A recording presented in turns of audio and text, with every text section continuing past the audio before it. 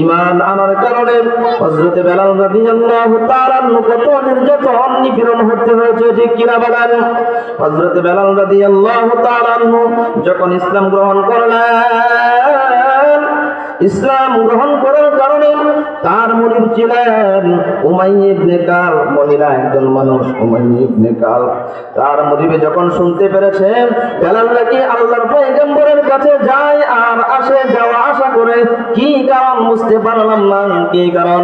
এ বেলাল, তুমি নাকি ইসলাম গ্রহণ করেছো, তুমি নাকি কালিমা পড়েছো রে বেলাল? কালিমা গ্রহণ করার কারণে কি নির্যাতন তোমার ভোগ করতে হবে তুমি কি জানো কিনা রে বেলাল? এই কথা শোনার পর হযরত আল্লাহ তাআলা বলেন, আমি জানি না কালিমা ইসলাম ধর্ম গ্রহণ করার কারণে আমার হইতে হয়, কিন্তু আমি জানি আমার আল্লাহ, আমি ধর্ম এনেছি, আমি ইসলাম ধর্ম গ্রহণ করেছি, আল্লাহর উপর বিশ্বাস করেছি, আমি কালিমা পড়েছি, মুসলমান হয়েছি, এইটা আমার সিদ্ধান্ত, এইটা দুনিয়ার কোন মানুষের সিদ্ধান্ত নয়। এই মুহূর্তে যদি জীবন চলে যায় তারপরে আমার কোনো আফসোস নাই। হযরত বেলাল রাদিয়াল্লাহু তাআলা কে বারবার নির্যাতন করা হয়, নিপীড়ন করা হয়, কিন্তু দেখা যায় আল্লাহর পয়গম্বরের সাহাবী হযরত বেলাল রাদিয়াল্লাহু তাআলা কখনো হাতের ভিতর, দুই হাতের ভিতর রশি দিয়ে বাঁধা হয়, আবার কখনো দুই পায়ের ভিতর রশি দিয়ে বাঁধা হয়, কখনো মরুভূমির প্রান্তরে উত্তপ্ত বালু করার ভিতরে ঠিক করে রশি দিয়ে হেসড়ে হেসড়ে নেওয়া হয়।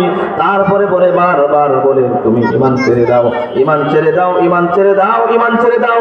কিন্তু আল্লাহর পয়গম্বরের সাহাবী বারবার বলে আহাদ আহাদ আহাদ আহাদ আহাদ, এই শব্দ তার জবান থেকে যায় না। এ বন্ধু,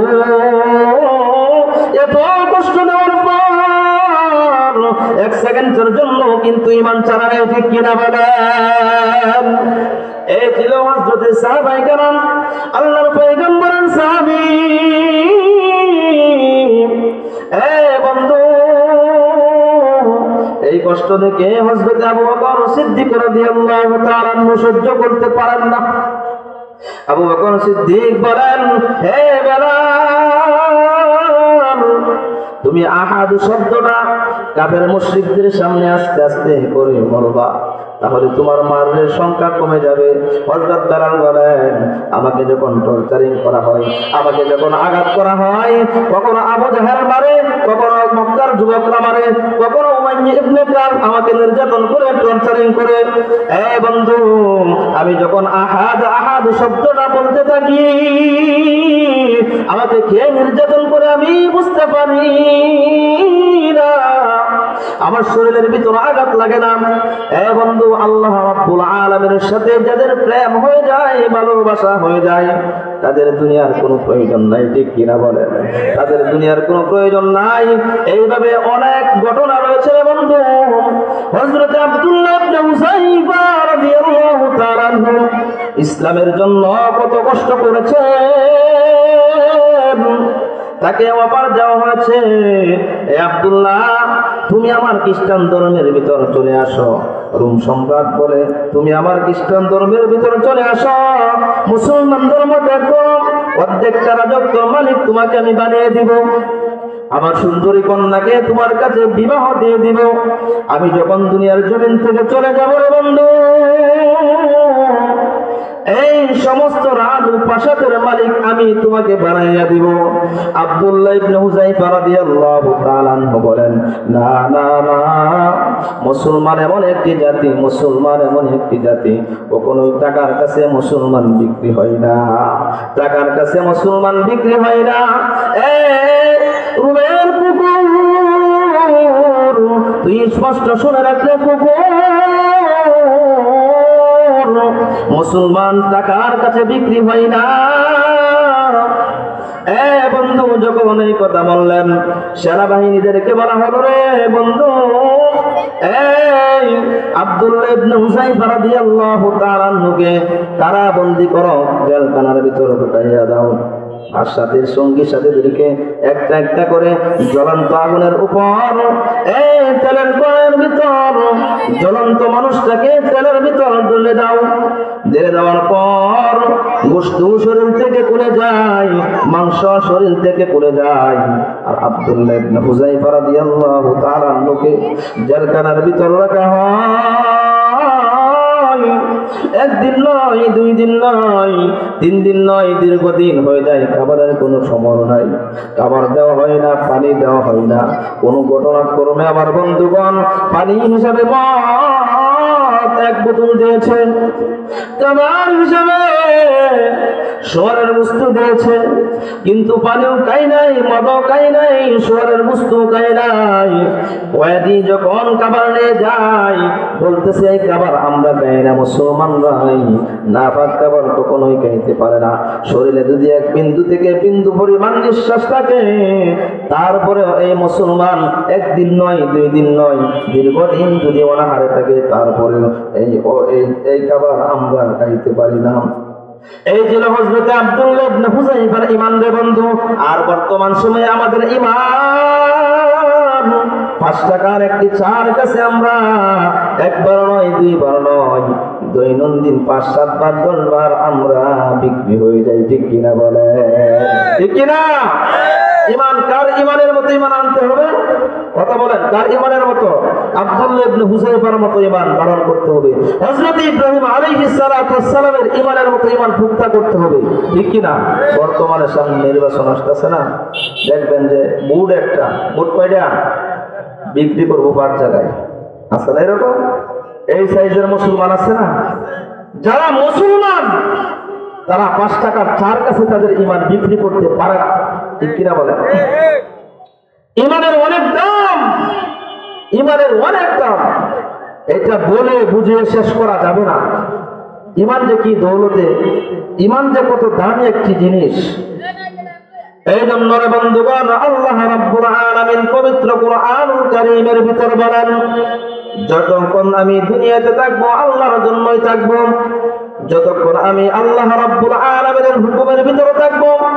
আল্লাহ রাব্বুল আলামিন কুরআনুল কারীমের ভিতর আলোচনা করলেন, قل إن صلاتي ونسكي ومحياي ومماتي لله رب العالمين।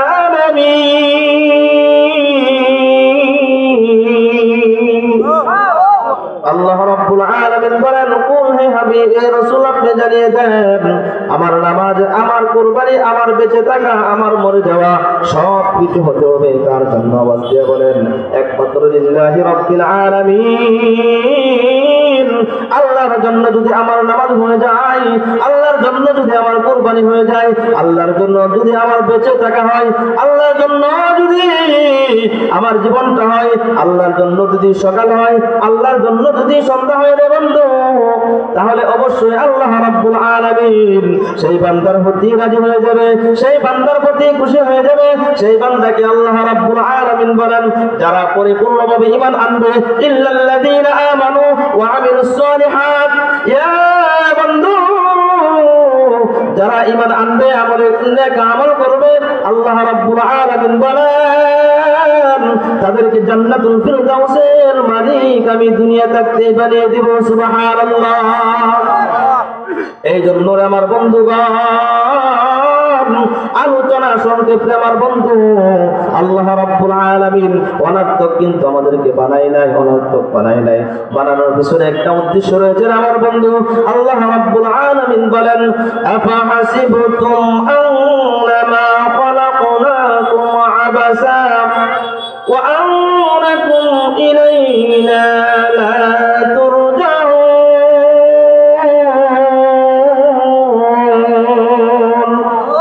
আল্লাহ রাব্বুল আলামিন আমাকে আপনাকে বানানোর পিছনে কিন্তু একটা উদ্দেশ্য রয়েছে। ঠিক কিনা বলেন?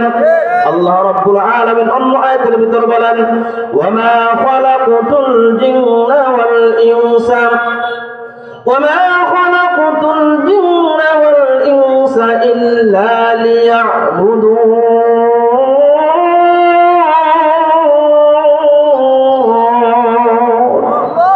আল্লাহ রাব্বুল আলামিন বলেন, জিন এবং ইনসান দুইটা জাতিকে আমি বানিয়েছি আমার ইবাদত বন্দি করার জন্য, আমার দাসত্ব করার জন্য, আমার গোলামি করার জন্য। একমাত্র গোলামি কার হবে রে বন্ধু? আওয়াজ দিয়ে বলেন, গোলামি কার হবে? আল্লাহর গোলামি করার জন্য আমরা প্রস্তুত আছি কিনা? আল্লাহ রাব্বুল আলামিনকে দুইটি হাত তুলে আমরা দেখাই, নারে তাকবীর। আল্লাহ তুমি তাকিয়ে দেখো, নারায়ণগঞ্জের অন্তর্গত গাউসিয়া মুলতা মুর্তজাবাদ দারুল উলুম ইতিমখানার ময়দানের ভিতর তোমার মুরব্বী বাবারা, যুবক ভাইরা, হযরত উলামায়ে কেরামরা আল্লাহ রাব্বুল আলামিনের জন্য ইবাদত করবে, বন্দী করবে। আজকে থেকে নামাজ পড়বে না, আজকে থেকে মিথ্যা কথা বলবে না, আজকে থেকে সুদের সাথে জড়িত হবে না, আজকে থেকে ঘুষের সাথে জড়িত হবে না। যে জায়গায় আল্লাহ রাব্বুল আলামিনের হুকুমের বাইরে আলোচনা হবে সেই জায়গায় যাবে না, প্রতিবাদ করবে ইনশাআল্লাহ। রাজি আছি তো? আল্লাহ রাব্বুল আলামিন আমাদের সকলকে প্রতিটা কথার উপর